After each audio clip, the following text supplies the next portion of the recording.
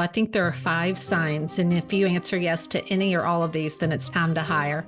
The first one is your customer service is slipping, and you're no longer taking care of your clients and your customers like you used to.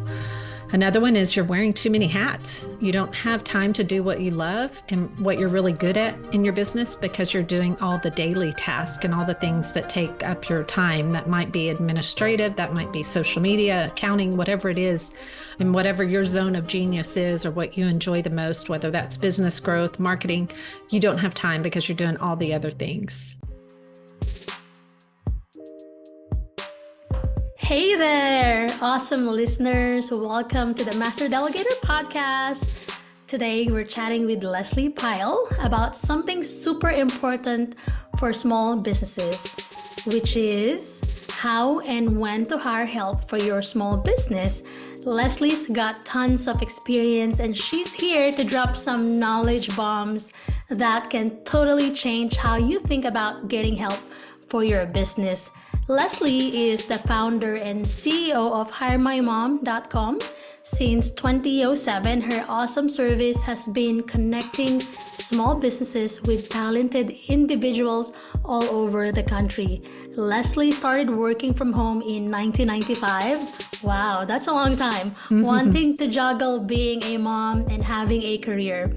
She kicked off her online business, HBWM.com for short, in 1996, and she's been rocking it since then. But Lesley isn't just about business. She serves on the board of directors for Mighty Oaks Foundation and is a contributing writer to entrepreneur.com. She and her family reside in Texas. So grab a pen, get ready for some inspiration, and let's dive into the world of getting things done with the awesome Lesley. Hi, Lesley. Hey, Christy. Thank you so much for having me on. You're welcome. I'm so curious to know about the story behind your business. So why did you build your business and why did you name it HireMyMom.com? Yeah, so that takes me back to when I first started, and that, like you said, was 1995. And probably not surprising to many of your listeners is I had my first baby in December of 1994. And so when I had her, I had every intention on going back to my full-time job, which was in PR for a golf school in Austin, Texas. And when I went back to work after my maternity leave, I did not anticipate how hard that was going to be. And I basically cried every single day. Like, I'm not an emotional person. Like, I don't just cry to cry like that. It just was a deep struggle for me. So I was like, okay, asking my employer, is there any way I can work from home at least like a couple of days a week? Maybe that'll make it easier. But, this was 1995 and that was just not really viable. Nobody was working from home. It just wasn't widely accepted. So I talked to my husband and I was like, I want to work. I just don't want to work full time away from home. So what if I started trying to freelance? And he was like, oh, well, if you can. And there's something about me and my determination that I was going to make it work. So I quit my job and hit the ground running and began freelancing in communications, marketing, PR, anything that I could find. And I did that for about 6 to 12 months. And it was hard. Not going to lie, it was hard to get clients. It was hard to work with a newborn and infant. It was hard to learn all the things you have to learn to be a business owner. And so I began looking for some type of network of other moms to connect with. And when I didn't find anything, that's when I started HBWM that you mentioned in the intro. And that stands for Home-Based Working Moms. And it was basically like an online chamber of commerce to connect women across the United States to learn from each other, to buy from each other, support each other, figure out a way to work from home. And so I did that for, I think, about 14 years. And that's when my light bulb moment went, okay, what if now, this is when Match.com and all these online dating platforms were coming out, that, or at least when I started learning about them. And I thought, what if I created something similar for moms and small businesses where they could find their perfect match? And so that's when I got the idea for HireMyMom.com, because I knew there were many, many, many talented women, men, singles out there looking for remote work. And I knew there were businesses that needed help and not necessarily full-time employees. So I thought that would be so perfect. So that's how I got the whole idea. And here we are almost 17 years later. Wow, congratulations. I have so many questions, but my most curious question is how was working from home in 1995? I'm pretty sure the internet was different. There was no Zoom. I don't think, Right. did you have Skype during that time? No, it was way different. We didn't have email. We didn't have really the internet. I learned about the internet in 1995. I don't know when it first came out, but that's when I learned about it. And it was so basic back then, like nothing like what we have now. And so I had to figure out how to create a website. I was like, that's my golden ticket. Like if I can create a website, then I can reach people across the country. So I bought, this was back when you bought computer programs in a box, and I bought a Mm, box on Microsoft Front Page or something like that and learned how to create a website. And that's how it all began. wow, that's amazing. And there So was you, no social media, of course, so you didn't have right. that either. So yeah, it was way different than it is today.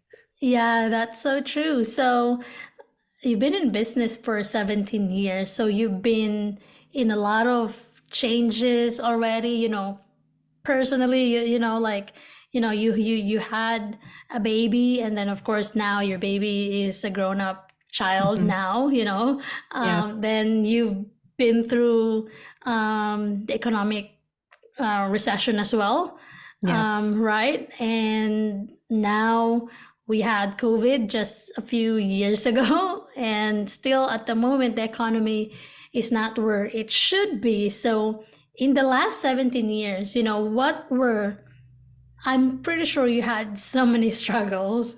Yes. But what were the struggles you had when starting your business, and how did you overcome them? So maybe share the struggles you had as you were starting out your business and your recent struggle. Because, you've been in business for 17 years.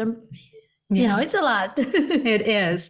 And I could tell you, for me personally, one of my biggest challenges has been web developers, because my website, Hire My Mom, is very I love that. complex. Yes. And there's a lot of moving parts, and there are a lot of pieces that have to work together.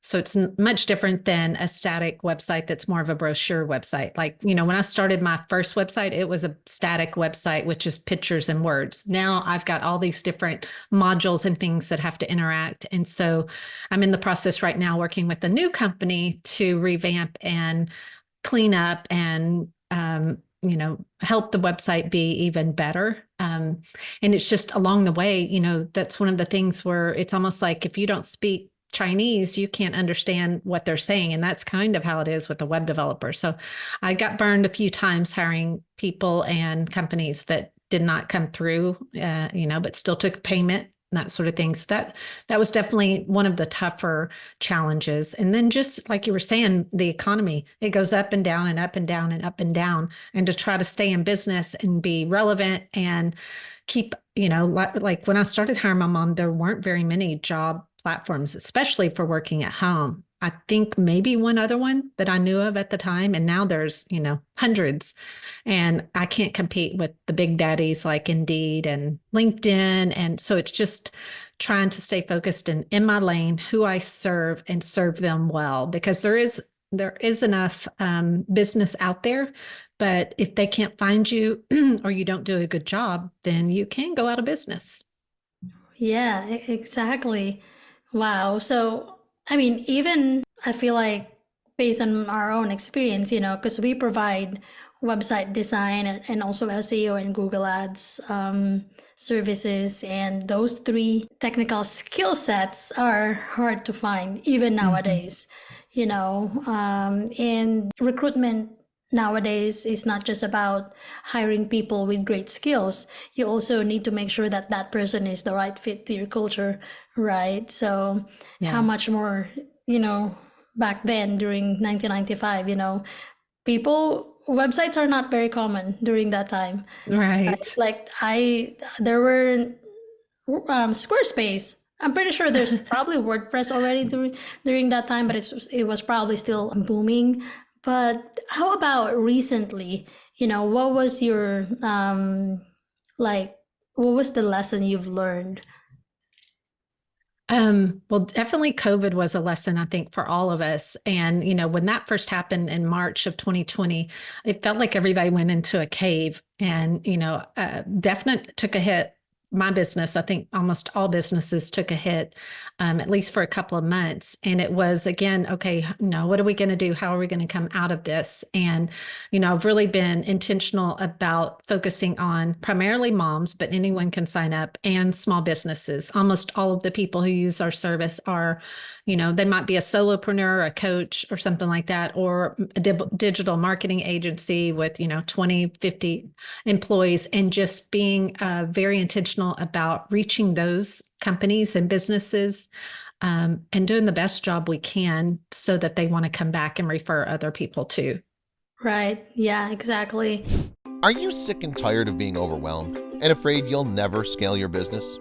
Meet Smart VAs. Unlike many virtual assistant agencies that only assign one dedicated virtual assistant, we provide flexibility for growing businesses by assigning a team of experienced virtual assistants that can do different tasks to support your continuous growth. Visit smartvas.online to book a free discovery call and start growing your business.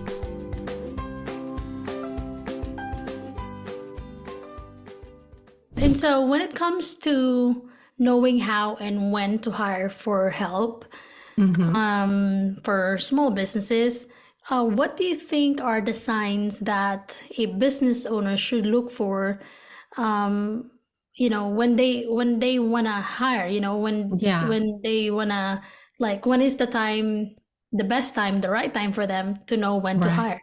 Yeah, I usually tell people I think there are 5 signs. And if you answer yes to any or all of these, then it's time to hire. The first one is your customer service is slipping and you're no longer taking care of your clients and your customers like you used to. Another one is you're wearing too many hats. You don't have time to do what you love and what you're really good at in your business because you're doing all the daily tasks and all the things that take up your time. That might be administrative, that might be social media, accounting, whatever it is, and whatever your zone of genius is or what you enjoy the most, whether that's business growth, marketing, you don't have time because you're doing all the other things. Another one is you're working too many hours. Like if your goal was to work 30 hours a week and you're working 40 or 50, then it's another key sign to hire. A big one is you don't have the capacity to take on new business. You just are at your limit. And then the other one, I think, is if you do have current team members and they're doing more than their regular job and they are overwhelmed. So if you identify with any of those, then it's most likely time to hire. Right, exactly. And what do you think is a good first project or task to hire for? Yeah, I always say virtual assistants, and I know you can help them with that, with your service. And for me, that was my first hire too. Is I just wanted to get some of the daily task, and that for me was email, some customer service responsibilities, calendar management. Let's see what else was in there. Yeah, just taking care of a lot of the clutter that I felt like was bogging me down. So my virtual assistant now, it's just such a blessing because, once you get them trained and going, it's like they simplify your life. And now I can focus on more on doing things like this podcast, with things that I enjoy doing, and getting to meet other fantastic entrepreneurs and business owners like you, and, networking and things like that. That's what I enjoy doing. I love that. And that's what we're supposed to do as business owners, right? As founder and CEOs, like network with other like-minded individuals so that we can help grow each other. But if we're too focused and we're in our business, we're just lost in the sea of too many tasks, and Right. we won't be able to have the focus that we need in order to grow our business. So outside of virtual assistants, what are the different types of roles that you think small businesses need to consider hiring Yeah. for? Right.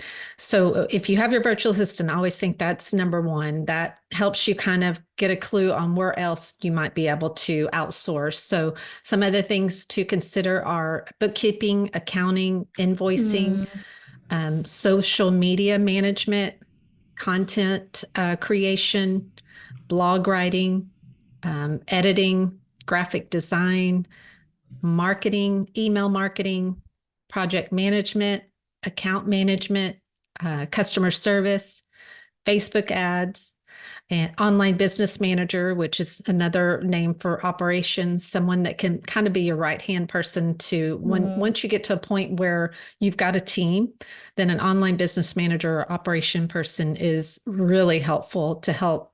Basically, you only have to go to one person and they can kind of handle your team from there. Right. Yeah. So what if, I'm experiencing all of these five things that you mentioned, the five signs that I need to hire, support, Right. like if my customer service is not working well, I'm wearing too many hats and I'm working too many hours, no capacity to take on new businesses, and I'm overworking my team members as well. What if I want to hire support, but I don't have the budget? I just don't have the money to pay for extra help. What should I Mhm. do? I think that's one of the scary things for hiring is like, where's that money going to come from? And I tell people start small. Whether you think you need, if you want to just start out hiring someone 5 hours a week or 10 hours a week, do it. And then see how your time is freed up. Even if you have to take a small pay cut. I've taken pay cuts before in order to hire someone because I knew that if I could do that temporarily, I would get to a place where my business would be bringing more income. So it's like an investment in your business to me. And so start small, hire that person for 5 to 10 hours a week. I'm sure that your network of virtual assistants can handle smaller jobs just as well as they can handle bigger jobs. And I think that's a common misconception for business owners is they're afraid to hire because they don't think that they have enough work for them, or they're afraid that they won't be able to pay them. So, if you can just take a small, a cut in your pay temporarily, I feel like it's a payoff in the end for you. And Right. then from there, you can grow their hours and grow the time you have available to continue working on your business and growing your business. Yeah, that is a good suggestion. And I think sometimes we're afraid to hire because we see it as an expense. We don't think about the ROI.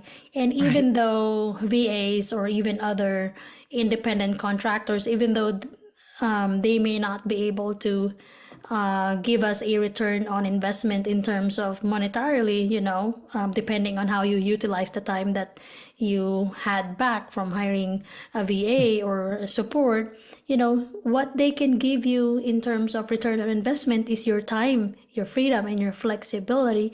And that's why I always tell people, when you have that extra time already, so let's say you hire a VA for 20 hours a month, that means you have earned 20 hours back, in your personal and professional life. So you gotta have to use those hours wisely. If your family matters the most to you, then spend those hours for your family. If you want to grow your business, you want to scale, spend a portion of those hours to scale your business. I think it's all about utilizing those hours that you can get back from hiring a virtual assistant. But if you don't know Yes. how to manage your time, if you don't know how to use those 20 hours that you have back, you're dead. Because, you spent 20 hours on a VA and then you did not make the most out of it, like you have Yes. to learn how to delegate and prioritize your tasks. Right. And have a plan. I'm going You to have hire a a plan, VA. exactly. Yeah. And I'm going to use 10 hours of that to grow my business. I'm going to use 5 hours to spend more time with my family. And I'm going to use, delegate those hours up and be intentional with it. Yeah, exactly. And I know you already mentioned about, when hiring somebody to help you in the business, you already mentioned about starting small. But tell me about, in your experience, in your 17 years of experience in running your own business, what do you think is the most effective way of delegating to either VAs or to other, team members Right. As far as tools, in general? Yeah. yeah. So for us, we use Asana, and I know there are several other project management tools out there, but that's how we delegate and keep track of all of our different roles and tasks. So we have a board or a task column for each of our roles, like one for content creation, one for blogs, one for podcast, one for administrative tasks. So everything lives there. It's easy to find and tag people like, okay, I've finished my role. Now it's time for you to do your port, and that sort of thing. So that's worked well for us to have that place to keep everything central and organized. And then, when we're onboarding someone new, we have Google Docs where we have all the tasks listed out, how to do it, with links to videos, if there's like a how-to video and that sort of thing. So it not only makes it easier to onboard, but it also helps in the training process because that person has something to go back and refer to. And we have like a FAQ at the bottom, like here's questions you might get asked by a customer, and they can click on it and review it. That way they're not having to come back to me or another team member, and everybody's more efficient when you have those things outlined and organized for your team. I love that. And what sort of tasks at the moment in your business do you delegate to your team members? Yeah, so we currently have a team of 6 plus me. So we have my virtual assistant who does the administrative, the email, the customer service, social media, I outsource, and she just happens to be my oldest, who was my inspiration for starting. Nice. So she does, if you're ever on our Instagram or social media, she's the beautiful blonde that appears in a lot of our social media. I'm not biased, am I? And then I have an email marketing person that does a lot of our emails and helps with the blog writing. Then I have just a general VA that helps with all the different like miscellaneous tasks that don't fall into the daily things that my VA does. And then we have 2 HR specialists who work on our concierge service. So our concierge service is for the small business owner that needs to hire whatever role, but they're too busy or they just don't like the hiring process. So we have 2 HR specialists who basically could take the job post and do the entire project for them and then present them with the top 2 or 3 candidates. And those HR specialists also do what we have as our job seeker advisor. So if you were curious, what kind of jobs should I apply for? Help me with my resume, my cover letter. They also do those types of jobs. So we really try to be a one-stop shop for both people looking for work and people looking to hire. So we have all those extra little services that we offer. And we also have 2 courses, one for our job seeker and one for our business owners on, tips on hiring made easy. So we really, really try to help our audience grow and be successful. That's pretty cool. I'm gonna visit your Instagram again and look at your daughter. But I believe what you said, because you're a gorgeous woman and she's your daughter, so you're gorgeous, and there's 100% chance that your daughter looks the same way as you too. Yeah. So You're too sweet. But kidding aside, going back on a serious note, what is the most crucial thing for a business owner to look for when hiring for support? The most crucial traits in a candidate? Yeah.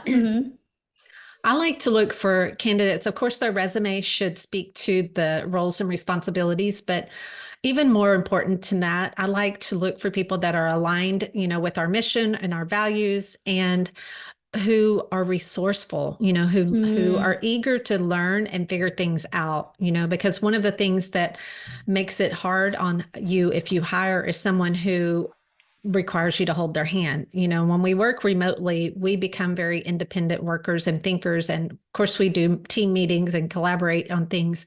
But for the most part, most of our jobs entail us just working, solo on a task. So knowing that the person isn't going to need you to hold their hand, that they have experience either working remotely or independently is important. Someone who really aligns with what your company does and is passionate about that too, versus someone who is just looking for a paycheck. Someone that says, I love the mission of your company and I love what you're doing, and that really resonates with them because you want someone, when you hire someone, you want them to stay with you long term. You don't want to have to keep replacing people. So, just knowing that they really resonate with what you do, I think is a crucial key to look for. I love that. And I know you have a resource or a freebie that you want to share to our listeners. It's called Top 10 Interview Questions to Ask. So where can people find you online and how can they work together with you? Yeah. So, of course, our website, hiremymom.com. I'm on LinkedIn at Lesley Pyle. Pyle is Pyle. And then we're on Instagram at Hire My Mom. Those are the places that we most hang out, but we also have Facebook, TikTok, Twitter or X, Pinterest, YouTube. We're on all of the platforms. Yay! I'm going to put all of those links in the show notes so that they can go to your website and visit your Instagram account. But thank you so much for your time today, Lesley. It's very insightful, and I'm sure that our listeners are going to learn a lot from this episode. Well, thank you, Christy. It's been my pleasure. You're welcome.